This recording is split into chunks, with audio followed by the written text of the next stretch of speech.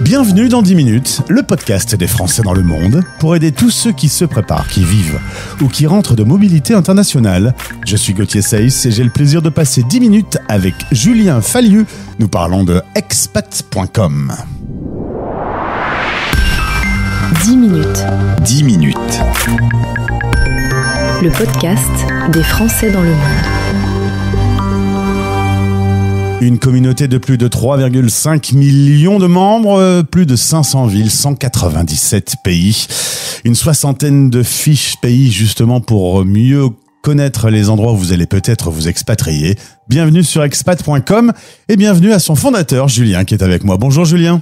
Bonjour Gauthier, merci de m'accueillir aujourd'hui. Content de te retrouver aujourd'hui sur notre antenne. Alors, on entend à ton accent, un petit accent chantant du sud de la France. Alors bien que tu sois né à Clamart, tu as grandi dans le sud du côté de Perpignan et maintenant que tu vis à l'étranger, tu reviens en été te ressourcer un peu dans le sud. J'ai toujours plaisir à retrouver le chant des cigales, on va dire, et ma famille aussi évidemment. J'ai des enfants qui grandissent et c'est important pour moi de les ramener au pays quand on peut pour s'imprégner de cette double culture. Ils sont nés à l'île Maurice et donc sont mauriciens et français et c'est important pour moi qu'ils aient quand même contact avec leur famille ici, les grands-parents, les cousins. Voilà, c'est super. Est-ce que quand tu reviens année après année, tu retrouves une France changée ? Je me retrouve aussi changé au fur et à mesure. La France évolue tous les ans, effectivement. Je reviens un peu dans les sujets politiques, les sujets économiques. Là, en ce moment, dans le sud, on a énormément d'incendies. Ça me fait un petit peu peur, la situation climatique. J'avouerai, on la ressent aussi de l'autre côté de la planète. On a une grosse période de sécheresse à Maurice, qui reste un pays tropical. Normalement, il pleut beaucoup et on n'a pas eu beaucoup de pluie cette année, comparé à d'autres années. Et là, je retrouve un sud où tout est très sec. Finalement, j'entends des incendies énormes dans le département d'à côté et ça m'inquiète un peu quand même, toutes ces histoires de climat. Alors, on revient sur ton parcours. Tu vas faire des études d'ingénieur informatique du côté de Montpellier. Et puis, assez tôt, tu vas avoir envie de découvrir un peu le monde. Barcelone, Londres, Madrid, re-Londres, l'île Maurice. Pourquoi cette envie de voyager ? J'ai toujours eu un attrait pour les langues étrangères et les cultures différentes de la mienne. Je crois que ça remonte au collège. Et finalement, j'avais un prof d'anglais qui était passionné. C'était un prof qui était passionné justement de cultures étrangères et il nous racontait ses récits de voyage de façon très prenante. D'ailleurs, c'est un prof qu'on a suivi avec une vingtaine d'élèves dans un programme d'échange avec les États-Unis quand on avait avant de rentrer au lycée, c'était en troisième. On a étudié un coup d'anglais renforcé. On vendait des pains au chocolat à la récré pour pouvoir financer le voyage. C'était une longue aventure et ça me vient vraiment de cette personne-là, je pense. Aussi de cette double culture que j'avais à la maison parce que j'ai des origines du côté de ma mère qui venait d'Espagne. Et du coup, voilà, on allait en vacances en Espagne de temps en temps. L'anglais me plaisait beaucoup. Un de mes meilleurs copains était anglais d'ailleurs à l'école.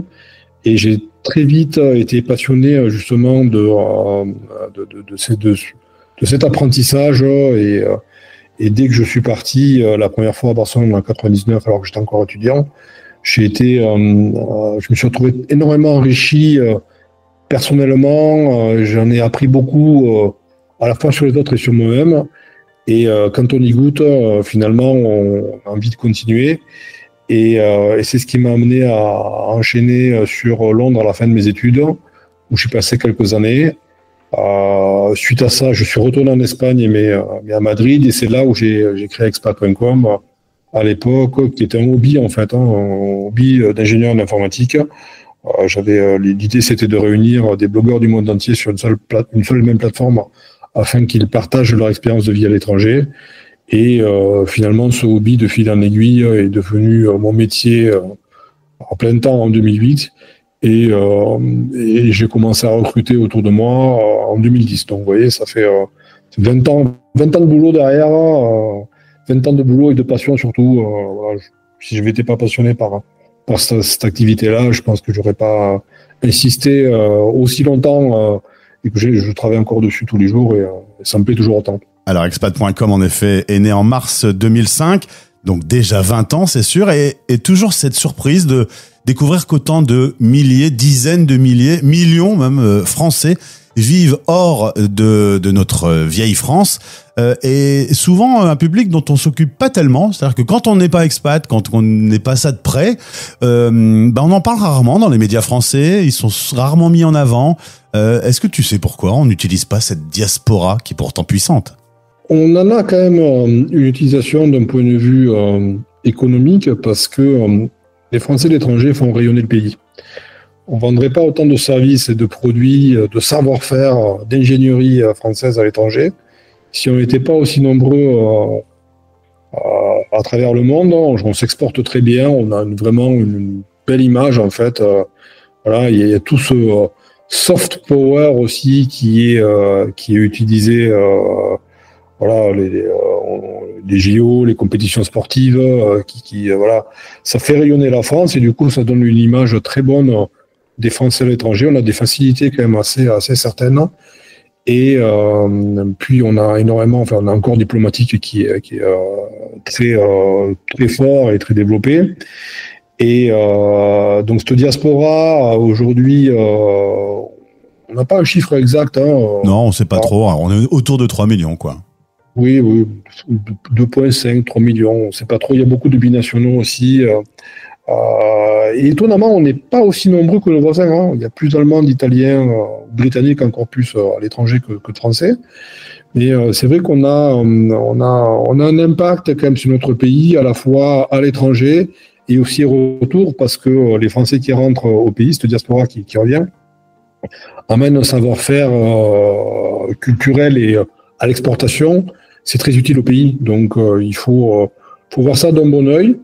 Il y a quelques années, je ne sais pas si on en parle encore, de la fuite des cerveaux, tout ça, mais vous savez, déjà, on attire énormément de compétences étrangères en France aussi. On joue cette carte-là. C'est que autant il y a peut-être des Français qui partent, mais on fait aussi venir beaucoup de talents étrangers pour compléter nos rangs en France sur les métiers en tension. Mais c'est une bonne chose qu'il y ait autant de Français à l'étranger. En tout cas, quand tu te retrouves toi-même à Madrid expatrié, tu te rends compte que il y a beaucoup de questions qu'on se pose et qu'il n'y a pas forcément les réponses, d'où la naissance de expat.com. Clairement, dans tous les sujets, l'éducation, la santé, la culture, la politique, quand on est loin de son pays natal, il faut un peu se débrouiller. C'était pour cette raison que tu as créé à l'origine expat.com?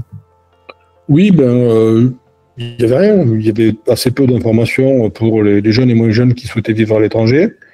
Je me suis dit au départ que ça serait intéressant de créer un réseau d'échanges pour qu'on puisse partager nos expériences respectives à travers le monde.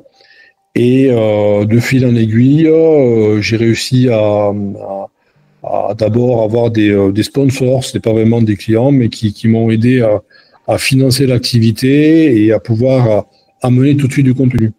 Et je pense que dès 2008, assez vite finalement, on a commencé à éditer des guides de l'expat qu'on met à jour, on essaie de mettre à jour tous les 2 ans. Tous les ans, c'est trop compliqué, ça demande trop de moyens. Mais ça permet d'avoir toutes les informations pratiques sur les formalités, visa. On essaye de balayer toutes les thématiques de l'emploi, comment trouver un boulot, comment créer une entreprise, comment être nomade digital dans tel ou tel pays, comment se loger dans les principales villes, comment acheter son propre logement quand c'est possible. Toutes les formalités propres à la scolarité, à la santé. Bon, on essaye de balayer tous les sujets. La nouveauté à venir, c'est que, on a déjà commencé les travaux, c'est qu'il y a de plus en plus de retraités qui partent à l'étranger, principalement pour des raisons économiques ou peut-être pour avoir un peu plus de soleil.